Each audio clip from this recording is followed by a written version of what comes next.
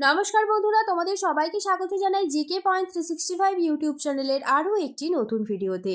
আজ তোমাদের সাথে আমরা আলোচনা করব এসএসসি জিডি কনস্টেবল এক্সাম 2025-এর জন্য কিছু গুরুত্বপূর্ণ জিকে কোয়েশ্চেন অ্যান্সার।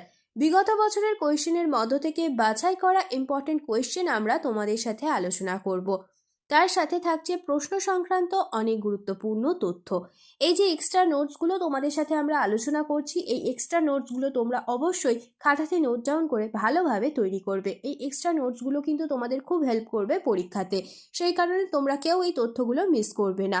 তোমরা অবশ্যই ভিডিওটা শেষ পর্যন্ত দেখতে থাকো, ক্লাসটা কন্টিনিউ দেখতে থাকো এবং সঠিক উত্তর আমাদের কমেন্টে তোমরা জানানোর চেষ্টা করো। এর মাধ্যমে তোমাদের খুব ভালো একটা এক্সামের প্রিপারেশন হয়ে যাবে। ভিডিওটা যদি তোমাদের ভালো লাগে তাহলে অবশ্যই একটা লাইক করো, সাথে তোমার বন্ধুদের সাথে ভিডিওটা শেয়ার করো এবং তোমরা যদি আমাদের চ্যানেলে আজ নতুন হয়ে থাকো তাহলে অবশ্যই চ্যানেলটি সাবস্ক্রাইব করে পাশে থাকা বেল বাটনটা ক্লিক করে অল করে রাখো ফর অল নোটিফিকেশন। তাহলে চলো আজকের ক্লাসটা আমরা স্টার্ট করি। প্রতিদিন সকাল 8টায় আমাদের চ্যানেলে কিন্তু এসএসসি জিডি কনস্টেবল এক্সাম 2025-এর জন্য ক্লাস হচ্ছে। তোমরা প্রতিদিন ক্লাসগুলি কিন্তু করতে থাকো। তাহলে চলো আজকের প্রথম প্রশ্ন আমরা দেখে নিই। 1 নাম্বার প্রশ্ন, নিম্নলিখিতদের মধ্যে কে 2023 সালের আগস্ট মাসে গ্রিসের রাষ্ট্রপতি দ্বারা grand cross of the order of অনারে সম্মানিত হয়েছেন? সঠিক উত্তর হয়ে যাবে option D, Narendra Modi. Next দেখি, বাক্যটি সম্পূর্ণ করুন। অশোকের অধিকাংশ শিলালিপি, 4টে অপশন দেওয়া হয়েছে, তো 4টির মধ্যে এই শূন্যস্থান পূরণে কোনটি বসবে? সঠিক উত্তর হয়ে যাবে অপশন বি, প্রাকৃত ভাষায় এবং ব্রাহ্মী লিপিতে লেখা হয়েছিল। ভারতীয় মৌর্য সম্রাট অশোক তার শিলালেখ ও স্তম্ভের জন্য ব্যাপকভাবে পরিচিত ছিলেন, আর 1958 সালে অশোকের কান্দাহার এডিক্টস আবিষ্কৃত হয়েছিল। নেক্সট দেখি, ভারতীয় সংবিধানের অনুচ্ছেদ 126-এ ড্যাশের উল্লেখ করা রয়েছে। সঠিক উত্তর অপশন বি, ভারতের কার্যকারী প্রধান বিচারপতি নিয়োগের উল্লেখ করা আছে ভারতীয় সংবিধানের অনুচ্ছেদ 126-এ। এবার কিছু ধারা সম্পর্কে আমরা জেনে নিই। 124 নম্বর ধারায় সুপ্রিম কোর্টের প্রতিষ্ঠার কথা রয়েছে। 126 নম্বর ধারায় ভারতের কার্যকারী প্রধান বিচারপতি নিয়োগ রয়েছে। 129 নম্বর ধারায় এটি বিধান দেয় যে সুপ্রিম কোর্ট অভিলেখ আদালত হবে। 137 নম্বর ধারায় সুপ্রিম কোর্ট তার নিজের রায় বা আদেশ পর্যালোচনা করতে পারে।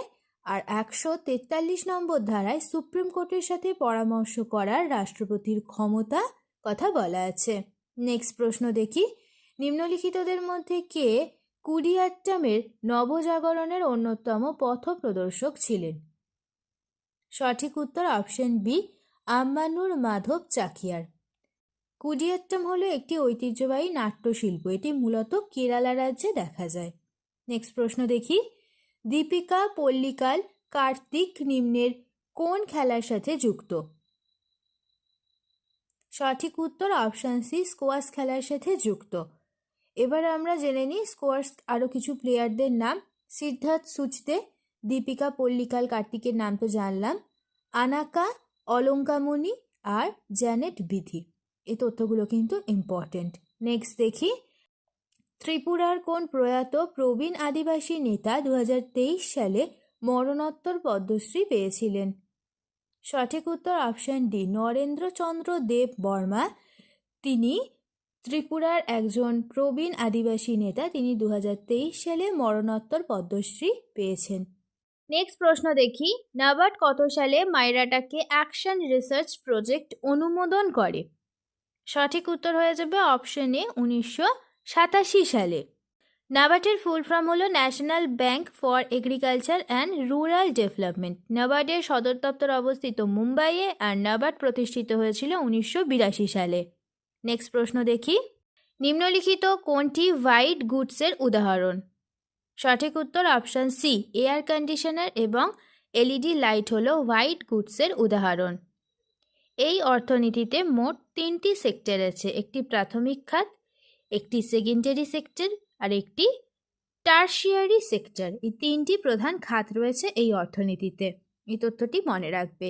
নেক্সট দেখি, ফিফার অনূর্ধ্ব 17 মহিলা বিশ্বকাপ 2022-এর আয়োজক কোন দেশ? ফিফা অনূর্ধ্ব-17 মহিলা বিশ্বকাপ 2022-এর আয়োজক হয়েছিল অপশন ডি ভারত দেশ।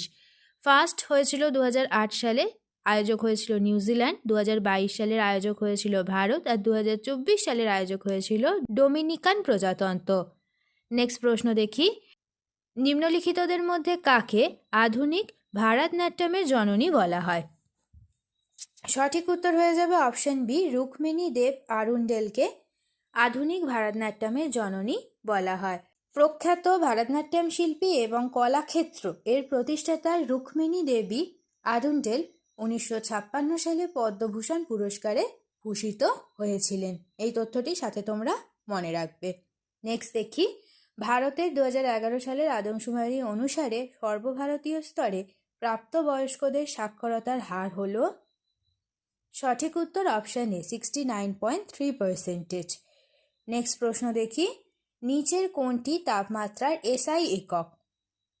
সঠিক উত্তর অপশন বি, কেলভিন হলো তাপমাত্রার এসআই একক। তাপমাত্রার এককগুলি হলো ফারেনহাইট, সেলসিয়াস এবং কেলভিন। চাপের এসআই একক পাস্কাল। ভরবেগের একক ভর এবং বেগের গুণফল। নেক্সট প্রশ্ন দেখি, 2022 সালের মে পর্যন্ত নিম্নলিখিতগুলির মধ্যে কোনটি ভারতীয় সংবিধানের অনুচ্ছেদ 19-এর অংশ নয়? সঠিক উত্তর অপশন ডি, সম্পত্তিতে অধিকার। এটি 2022 সালের মে পর্যন্ত ভারতীয় সংবিধান অনুচ্ছেদ 19-এর এটি অংশ নয়। নেক্সট প্রশ্ন দেখি, ওস্তাদ জাকির হোসেন কোন বাদ্যযন্ত্র বাজাতেন? তিনি তবলা বাজাতেন। অপশন ডি হবে সঠিক উত্তর। তবলায় আরও কিছু গুরুত্বপূর্ণ ব্যক্তির নাম আমরা একটু জেনে নিই। আল্লাহ রাঘা খান, জাকির হোসেন, ওস্তাদ শাফাত আহমেদ খান, লতিফ আহমেদ খান, ফজল কুরেশি, স্বপন চৌধুরী, পণ্ডিত কিষাণ মহারাজ, সন্দীপ দাস, জ্ঞানপ্রকাশ ঘোষ আর সাবির খান। নেক্সট প্রশ্ন দেখি, লর্ড লিটন ভারতের তৎকালীন ভাইসরয় কর্তৃক প্রস্তাবিত এই আইনটির উদ্দেশ্য ছিল স্থানীয় সংবাদ মাধ্যমকে ব্রিটিশ নীতির সমালোচনা প্রকাশ করা থেকে বিরত রাখা, বিশেষত দ্বিতীয় ড্যাশের শুরুতে যে বিরোধিতা বৃদ্ধি পেয়েছিল। সঠিক উত্তর হয়ে যাবে অপশন সি, দ্বিতীয় ইঙ্গো আফগান যুদ্ধর শুরুতে যে বিরোধিতা বৃদ্ধি পেয়েছিল। নেক্সট দেখি, ভারতের সবুজ বিপ্লবের সময় ইন্টেন্সিভ এগ্রিকালচার ডিস্ট্রিক্ট প্রোগ্রাম IADPর প্রাথমিক উদ্দেশ্য কী ছিল? সঠিক উত্তর অপশন এ, নির্দিষ্ট জেলার কৃষি উৎপাদনশীলতা বৃদ্ধি ছিল। নেক্সট প্রশ্ন দেখি, নিম্নলিখিত কোন রাজ্য অরুণোদয় 2.0 চালু করেছে? সঠিক উত্তর অপশন সি, আসাম। নেক্সট দেখি, বিশ্ব চ্যাম্পিয়নশিপ বা অলিম্পিক গেমসে প্রতিদ্বন্দ্বিতা করার জন্য কুস্তিগিরের বয়স কমপক্ষে ড্যাশ বছর হতে হবে এবং তাকে জাতীয় ফেডারেশনের দ্বারা সমর্থিত হতে হবে। সঠিক উত্তর হয়ে যাবে অপশন ডি, 17 বছর বয়স তাকে হতে হবে। নেক্সট প্রশ্ন, হিমাচল প্রদেশে নিম্নলিখিতগুলির মধ্যে কোনটি একটি ফুলের উৎসব? সঠিক উত্তর অপশন বি, ফুলাইচ উৎসব। নেক্সট প্রশ্ন দেখি, নিম্নলিখিতগুলির মধ্যে কোনটি বেকারত্বের কারণ? সঠিক উত্তর অপশন এ, একটি নির্দিষ্ট এলাকার ব্যাপক অভিবাসন বেকারত্বের কারণ। শেষ হলো আজকের ভিডিও। আজকের পর্বে আমরা আলোচনা করলাম এসএসসি জিডি কনস্টেবল এক্সাম 2025-এর জন্য কিছু গুরুত্বপূর্ণ জিকে কোয়েশ্চেন অ্যান্সারের ক্লাস নিয়ে। তোমাদের যদি আজকের ভিডিওটি ভালো লাগে তাহলে অবশ্যই একটা লাইক করো ভিডিওটিতে, সাথে তোমার বন্ধুদের সাথে ইম্পর্টেন্ট ক্লাসটি শেয়ার করে দাও। তোমরা টাইমের মধ্যে সঠিক উত্তর অবশ্যই আমাদের কমেন্টে জানানোর চেষ্টা করো। প্রতিদিন সকাল 8টায় আমাদের চ্যানেলে এসএসসি জিডি কনস্টেবল এক্সাম 2025-এর জন্য ক্লাস হচ্ছে এবং সন্ধ্যা 7টায় ডাব্লিউবিপি কেপি কনস্টেবল 2025-এর জন্য ক্লাস হচ্ছে। তোমরা প্রতিদিন এই ইম্পর্টেন্ট ক্লাসগুলি অবশ্যই দেখতে থাকো, ক্লাসগুলিতে অংশগ্রহণ করো, সঠিক উত্তর তোমরা অবশ্যই আমাদের কমেন্টে জানানোর চেষ্টা করো। তোমাদের যদি আমাদের ভিডিওগুলি ভালো লাগে তাহলে অবশ্যই লাইক করো, সাথে তোমার বন্ধুদের সাথে ভিডিওগুলি শেয়ার করো এবং তোমরা যদি আমাদের চ্যানেলে নতুন হয়ে থাকো, এখনও পর্যন্ত যদি তোমরা আমাদের চ্যানেলটি সাবস্ক্রাইব না করে থাকো তাহলে অবশ্যই চ্যানেলটি সাবস্ক্রাইব করে পাশে থাকা বেল বাটনটা ক্লিক করে অল করে দাও ফর অল নোটিফিকেশান, যাতে সবার প্রথমে আমাদের ভিডিও নোটিফিকেশান তোমাদের কাছে পৌঁছে যেতে পারে। আজ এই পর্যন্তই, দেখা হচ্ছে নেক্সট ভিডিওতে। তাহলে চলো তোমরা ততদিন আমাদের ভিডিওগুলি আরও ভালো করে দেখতে থাকো। ধন্যবাদ।